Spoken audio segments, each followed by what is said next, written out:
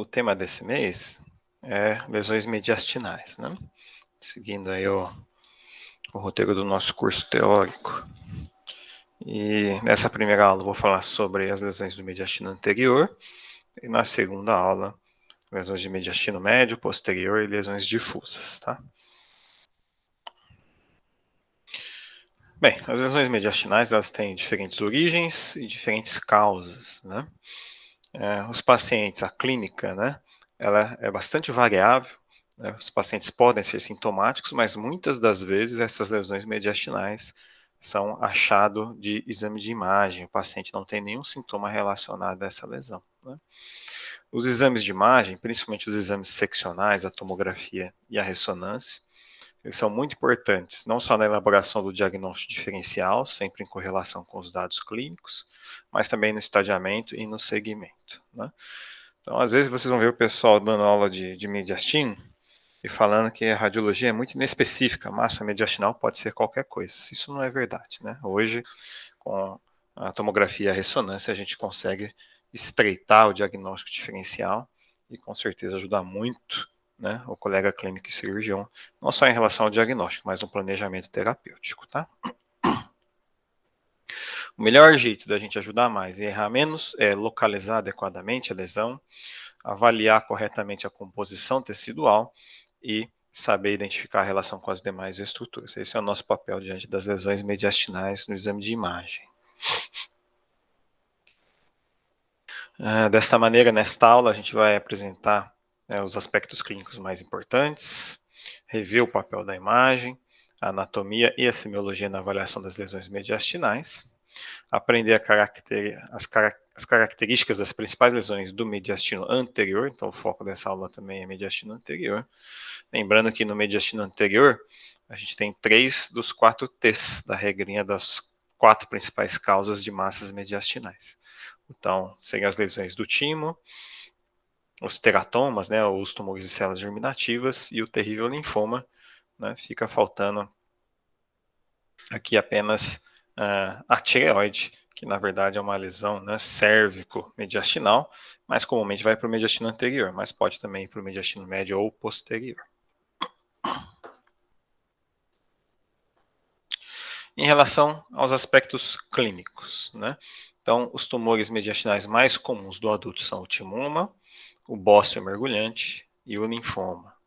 É um pouco diferente das crianças, em que a gente tem uma incidência maior dos tumores neurogênicos, cometendo principalmente o mediastino posterior, os tumores de células germinativas, esses sim no mediastino anterior, e os cistos, tá, que podem envolver os 3 compartimentos mediastinais. A clínica, né, ela é importantíssima e ajuda muito na elaboração do diagnóstico diferencial. Então é importante lembrar dos principais quadros sindrômicos, né? Quadro infeccioso, quadro consumptivo, a presença de síndromes neurológicas ou neuromusculares como miastenia graves, isso ajuda muito na correlação dos achados de imagem com o provável diagnóstico, né? E tem alguns sinais, né, e sintomas que estão relacionados à compressão ou invasão de estruturas específicas, e é importante a gente conhecer. Isso também volta e meia cai na prova, né, pessoal, tá? Então, por exemplo, quando tem uma massa que envolve a traqueia, em geral a gente tem queixas como dispneia, tosse e pode ter alterações pós-obstrutivas, né, telectasias ou pneumonias, né? No esôfago, disfagia. Veia cava superior, lembrar da síndrome de veia cava superior, que é uma urgência médica, né? Então, edema e ingurgitação venosa no pescoço e no membro superior acometido, né? Quando nós temos envolvimento do nervo laringeu recorrente, né, a gente vai ter paralisia de prega vocal. Muitas vezes a gente faz tomo de tórax, tendo como indicação paralisia de prega vocal, né? A paralisia diafragmática é a manifestação do envolvimento do nervo frênico e a síndrome de Horner, né, relacionada ao envolvimento do gânglio estrelado simpático, né? Então, assim, é importante conhecer essas apresentações clínicas, quais são as estruturas envolvidas, para vocês olharem com mais atenção na região onde estão essas estruturas, né?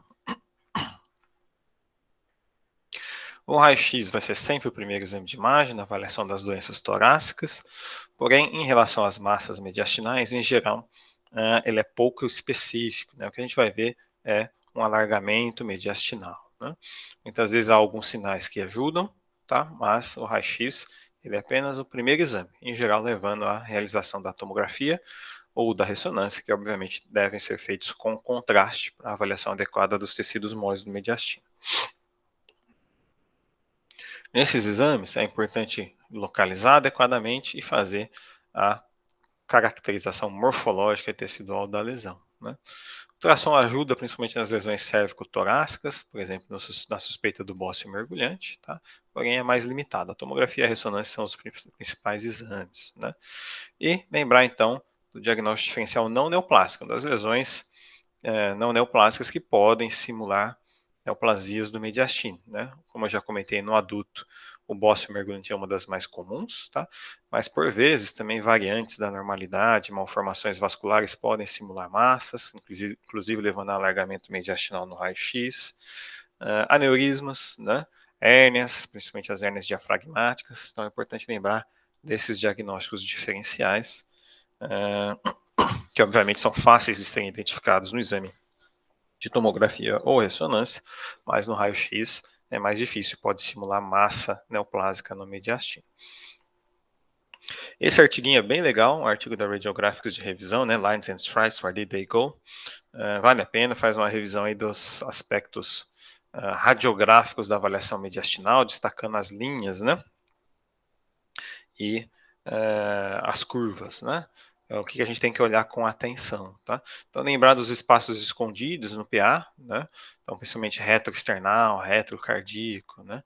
No perfil, olhar os espaços claros, né? O retroexternal tem que ter transparência semelhante ao retrocardíaco, né? E o triângulo de Heider, que a gente olha pouco, né? Entre aqui a coluna e a traqueia, mas também é um espaço claro numa radiografia bem feita, né? Então esse artiguinho eu recomendo para vocês lerem, é bem didático, bem interessante, tá? Como eu já comentei, na radiografia em geral o que a gente vai ver é um alargamento mediastinal, né?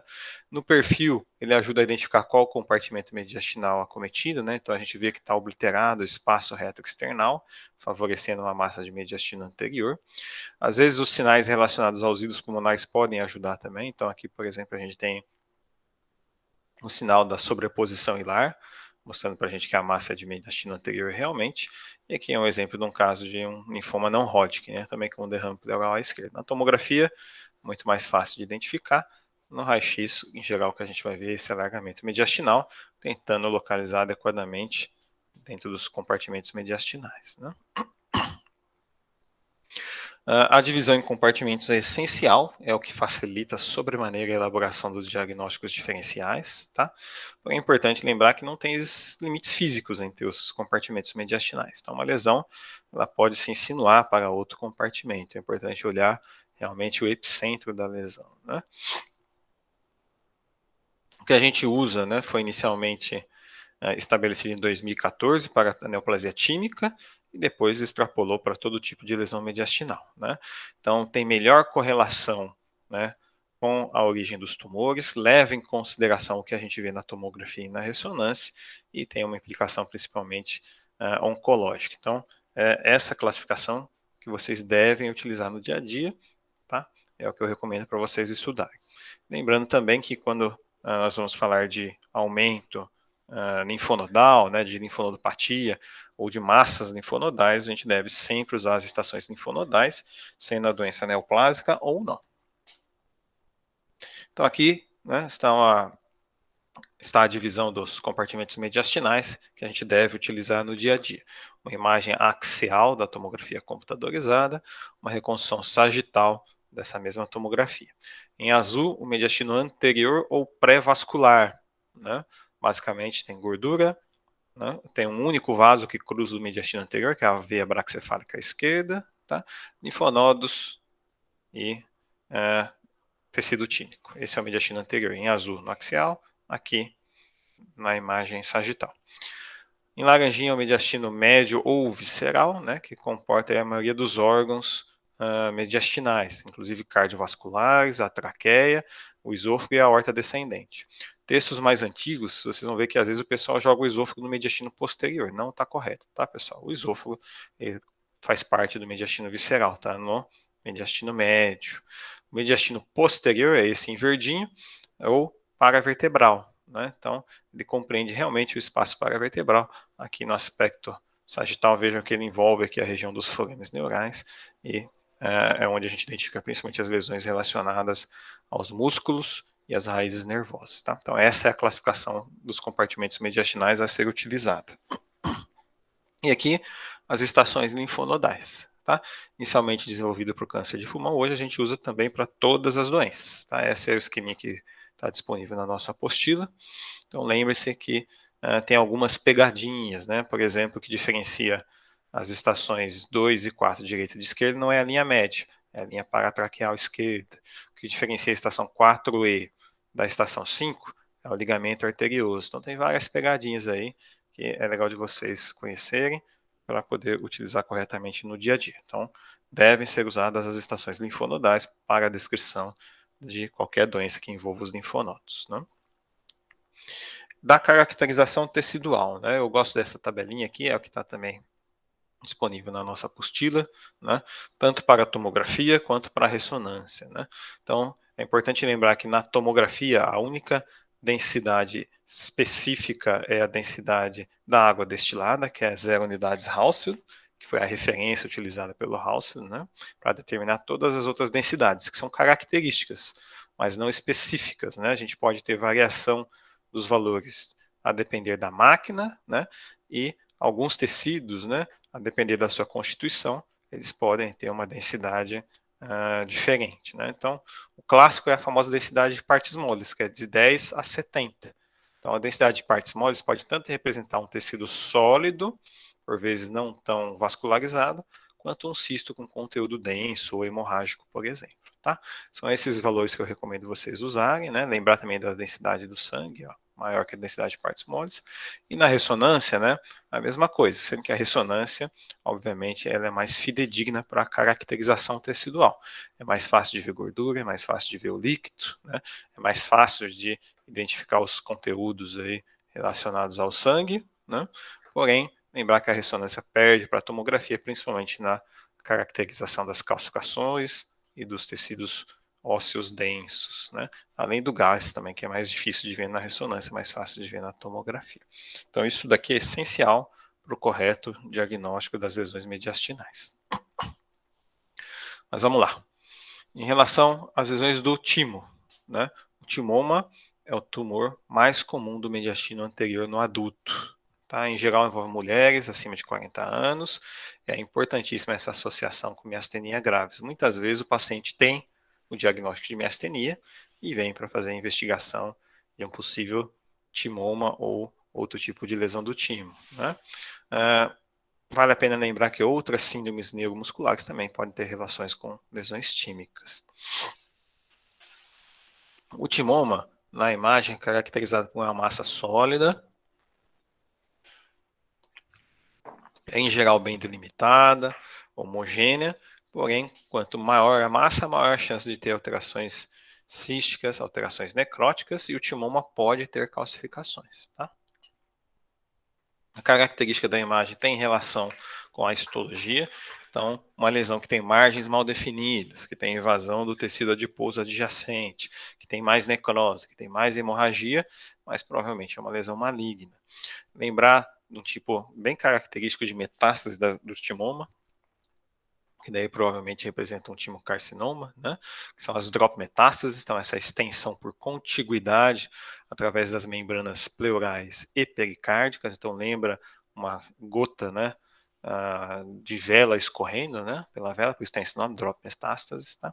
E obviamente também que quando houver linfonodomegalias associadas à lesão mediastinal, tem uma chance maior de malignidade desse timoma, né? A ressonância é o melhor exame de imagem para caracterizar o timo e suas lesões. E é importante lembrar do aspecto normal do timo na imagem de ressonância. À esquerda, o T1 em fase, um tecido homogêneo, triangular, em geral de margens agudas, limites bem definidos, com um sinal intermediário na sequência T1 em fase. Quando a gente faz fora de fase, perde sinal de maneira significante, né, em geral, acometendo ou envolvendo todo esse tecido. Tá? Esse é o aspecto típico do tecido tímico normal. ou do tecido tímico hiperplásico. Hiperplasia nada mais é do que um timo aumentado de tamanho, né? Mas as características teciduais são as mesmas. E isso não ocorre quando nós tivermos um timoma, né? Independente do grau do timoma, tá? Aqui em cima, então, o exemplo de um timoma tipo A, que seria um timoma benigno, né? Então, a gente vê no T2 um nódulo bem delimitado, com sinal intermediário em T2, sinal intermediário em T1, não perde sinal na sequência T1 fora de fase e realça pouco pós-contraste. Essa é a característica típica do timoma, aqui um timoma tipo A no mediastino anterior. E aqui embaixo uma tomografia de um timocarcinoma. Então, a gente vê que é uma massa maior, mais com contornos irregulares, um aspecto mais infiltrativo, tinha calcificações, tinha as áreas hipodensas de necrose, e aqui as famosas drop metástases, né? Ó, vai descendo pela, realmente parece que está escorrendo, né? Como se fosse o pingo da vela, né? Vai descendo pela cavidade pleural, envolve aqui a cavidade, né? Envolve aqui a membrana pericárdica, né? Então esse tipo de disseminação é bem típica das lesões tímicas e ajuda aí no diagnóstico diferencial também. Classificação do timoma, a gente usa o Masaoka Koga, tá? Então vocês vejam que a imagem ela ajuda bastante, mas ela não é definitiva. A gente não consegue ver, por exemplo, a invasão da cápsula do timoma, só na patologia. Mas a gente consegue ver a invasão da gordura adjacente, a gente consegue ver a invasão das estruturas associadas. E olha, a disseminação tipo drop metástase, ela entra no critério T, não entra no critério M. Tá? M é para metástase à distância. Então tem essa pegadinha aí da classificação do Masaoka Koga, que é o que a gente tem que utilizar no dia a dia dos timomas. E o tipo histológico, né, a imagem tem correlação com o tipo histológico, quanto mais benigno na imagem, maior a chance de ser o tipo A, que é o mais benigno. Tá? O tipo B aumenta a chance de malignidade, tanto B1, B2 quanto B3, e o tipo C seria o timocarcinoma. Tá? Existem outras lesões tímicas? Existem, né? Mas são menos comuns, principalmente o timolipoma, que é raro, afeta adultos jovens, não tem relação com miastenia. Tá? Em geral, uma massa bem delimitada com componente gorduroso, e é interessante que ela tende a cometer mais o seio cardiofrênico, menos o mediastino anterior. Os cistos tímicos também são incomuns, né? Podem ser congênitos ou adquiridos. A maioria das vezes são assintomáticos, mas podem estar relacionados a processo inflamatório ou mesmo a radioterapia.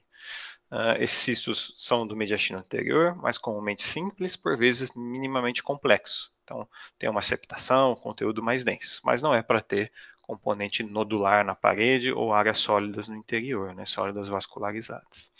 E lembrar da hiperplasia tímica. Essa sim é mais comum do que a gente imagina. Tá? Então, alguns textos descrevem que se você espirrar 3 vezes, o timo já é hiperplasia. Né? Então, principalmente pacientes adultos jovens. Né?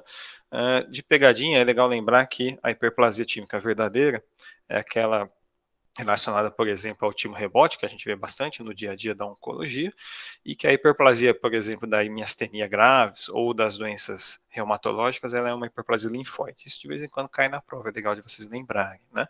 E hiperplasia significa aumento do número de células, né? Então tem aumento do volume do timo, porém persistem as características teciduais. Então, na ressonância, o sinal vai ser igual ao do timo normal. Aqui 2 exemplos, na nossa esquerda, um cisto tímico, esse é um cisto grande, né? Mas vocês vejam que é uma lesão ovalada, homogênea, com densidade de líquido, né? Entre 0 e 10, tá? E a nossa direita é um timolipoma, esse sim de mediastina anterior. Então, uma lesão mais heterogênea, com áreas de atenuação de gordura, que parece uma pílula, né? Esse é um dos poucos casos que eu tenho de timolipoma, bastante raro. Uma mensagem bastante legal, né, é que nem toda imagem nodular no mediastino anterior é linfonodo. Isso é uma coisa que eu vejo muito vocês errarem, na verdade aí fora também, toda bolinha que aparece no mediastino anterior, o pessoal diz que é linfonodo, e nem sempre é assim, tá? Muitas vezes, né, ou algumas vezes podem representar cistos, tá? E esses cistos são cistos benignos, na maioria das vezes cistos tímicos, e que por vezes eles podem até mudar de característica ao longo do tempo, porque eles podem sangrar, eles podem ter algum processo infeccioso associado, porém, eles não vão desenvolver características de malignidade. Tá? Então, esse estudo saiu esse ano, é bem interessante, mostrando essa característica desses pequenos cistos. E olha aqui na imagem, né, nos exemplos do artigo, como parece linfonodo, pode ser ovalado, né, ó, tá? Mas olhem com atenção, que em geral você não consegue identificar o hilo gorduroso, e a ressonância é o melhor exame para diferenciar um cisto de um linfonodo. Isso é importantíssimo, principalmente em paciente oncológico, tá? Então esse artigo é bastante interessante, recente, recomendo a leitura também. Bem, timo é o mais importante do mediastino anterior, mas vamos falar também dos tumores de células germinativas, né? Então, os teratomas e seus primos, tá? Tem origem nos restos embrionários e é o tumor mais comum do mediastino anterior de crianças, enquanto as lesões tímicas nos adultos. O teratoma maduro é o mais comum de todos e ele também pode ser chamado de cisto dermoide. Às vezes o pessoal confunde isso, né? Na verdade, o teratoma ele pode ser maduro, imaturo ou maligno. O importante é que ele deve conter elementos das 3 camadas do tecido embrionário. E na imagem, né, se traduz em componentes, em lesões heterogêneas, com áreas císticas, com áreas de gordura, com presença de calcificação, por vezes com presença de osso e até dente a gente pode identificar nos teratomas, né? Então, essa é a dica para fazer o correto diagnóstico, além, obviamente, da questão epidemiológica. É importante lembrar que existem também tumores de células germinativas não teratomatosos, né? Em geral são seminomas ou então as lesões não seminomatosas. São sempre lesões, mas com potencial maligno maior quando comparado aos teratomas, tá? Aí o aspecto radiológico é menos característico, pode confundir com timocarcinoma, pode confundir com linfoma, tá? Em geral são massas hiporrealçantes, podem ter necrose, a gente identifica metástase e há marcadores sorológicos que podem ajudar no raciocínio diagnóstico, como a alfa-fetoproteína e o beta-HCG, que estão aumentados no sangue, né? Aqui 2 exemplos, em cima imagem de ressonância magnética de uma criança com teratoma maduro. Veja só, uma massa grande, porém bem delimitada, com áreas sólidas e áreas císticas, né? Isso aqui é um axial T2, né? Então o líquido fica brilhante, é fácil de identificar as áreas císticas. E no T1 fora de fase, a gente vê aqui, ó, várias regiões com artefato de tinta da China no componente sólido, mostrando para a gente que tem gordura nessa área sólida. Então, áreas císticas, áreas de gordura, faltou só calcificação e dente para fechar o diagnóstico do teratoma maduro, né? E embaixo, no caso de um seminoma primário mediastinal, então eu vejo que é mais difícil de diferenciar de um linfoma ou de um timocarcinoma, né? Uma massa lobulada, grande, né, envolvendo os vasos, tá? E na presença de um tumor de células germinativas não teratomatoso, sempre é importante excluir metástase, porque é mais comum ter metástase de um seminoma, por exemplo, do testículo, do que ser um seminoma primário mediastinal. Então sempre tem que rastrear aí as gônadas antes de dizer que é um tumor, né, não teratomatoso primário do mediastino. Por último, falar sobre o linfoma, né? Lembrando que linfoma a gente tem 2 grandes grupos, a doença de Hodgkin e o linfoma não Hodgkin, né? Da parte clínica é importante lembrar dos sintomas sistêmicos ou sintomas B, que isso entra na classificação de gravidade, obviamente que não somos nós que investigamos isso, mas muitas vezes a indicação do exame vem descrevendo essa clínica, né? Então é febre, perda de peso e sudorese noturna. Aí vocês pensam, deve ser tuberculose, e é linfoma, né?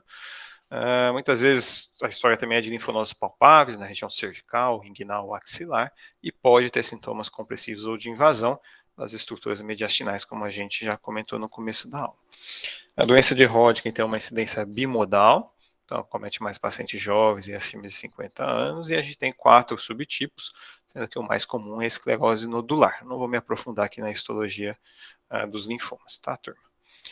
Em geral, a doença de Hodgkin ela é restrita ao mediastino anterior e ela acomete cadeias por contiguidade. Esse que é o macete para ajudar a diferenciar a doença de Hodgkin do linfoma não Hodgkin.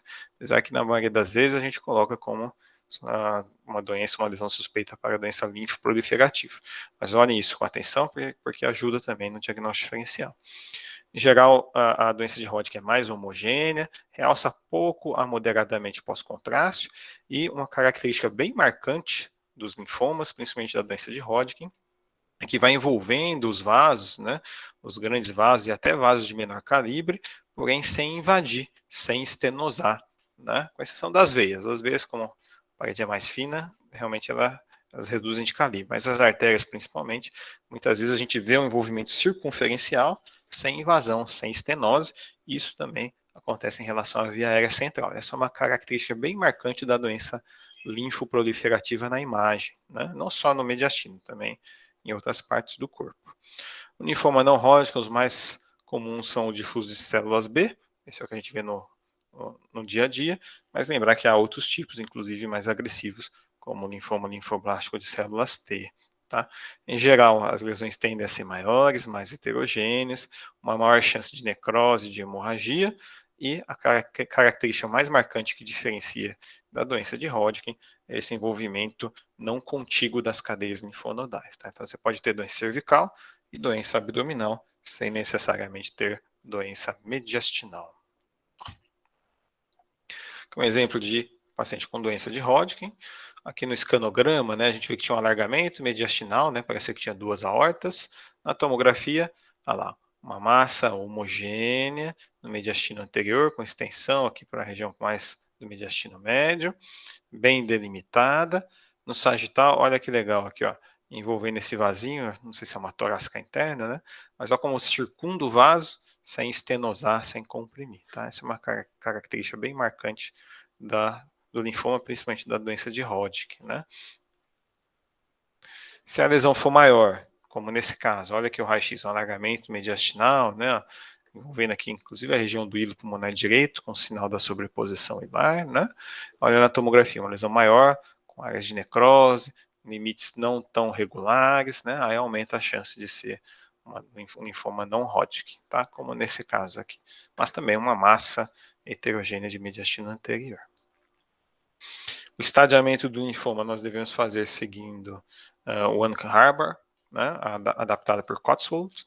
Em geral, diferentemente do que a gente faz em relação aos tumores de câncer de pulmão e câncer de timo, que a gente coloca o TNM, no linfoma, como geralmente são doenças que envolvem também regiões extratorácicas, né? E a classificação do linfoma, estadiamento, depende também de outras coisas, inclusive da parte clínica. Aí a gente, em geral, não coloca no relatório o estadio aqui. A gente dá as informações necessárias para que o hematologista junte todos os exames e possa fazer o estadiamento correto.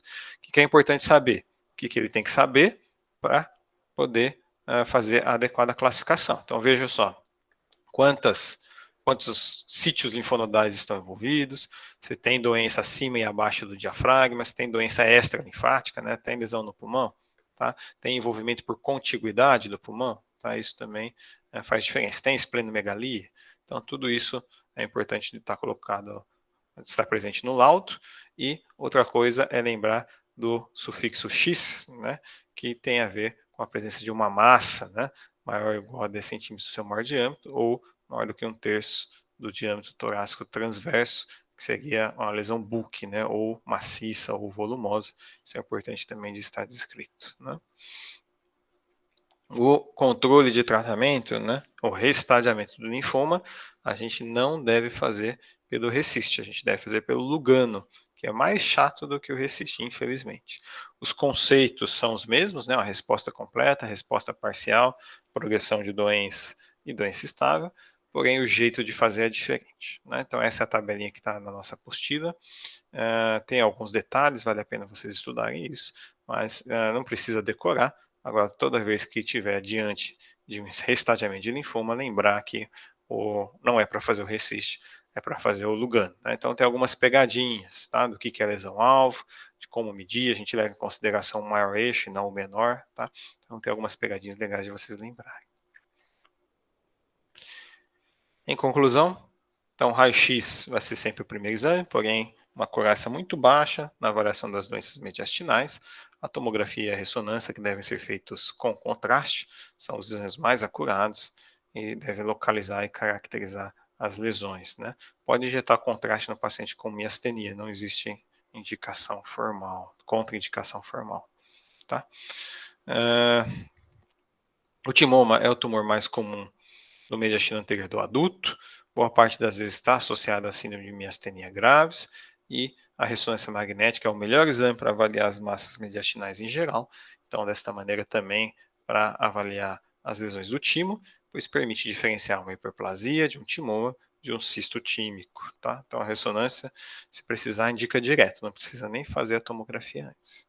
Os tumores de células germinativas são mais comuns nas crianças, principalmente os teratomas, e a gente acerta o diagnóstico, principalmente quando a gente correlaciona a clínica com a presença de tecidos derivados das 3 camadas germinativas. Então, componente cístico, componente gorduroso, áreas de calcificação, presença de ossos e dentes, né? E o terrível linfoma, lembrar que a gente tem 2 grandes grupos, a doença de Hodgkin e o linfoma não Hodgkin. Na doença de Hodgkin, é uma distribuição bimodal em relação à idade, é uma doença que se dissemina por contiguidade. Enquanto o linfoma não Hodgkin tem essa característica da disseminação não contígua e tende a ser lesões mais agressivas do ponto de vista de imagem, tá? Não devemos usar o RECIST no restadiamento do linfoma, devemos usar o Lugano. É isso, pessoal. Novamente, eu estou gravando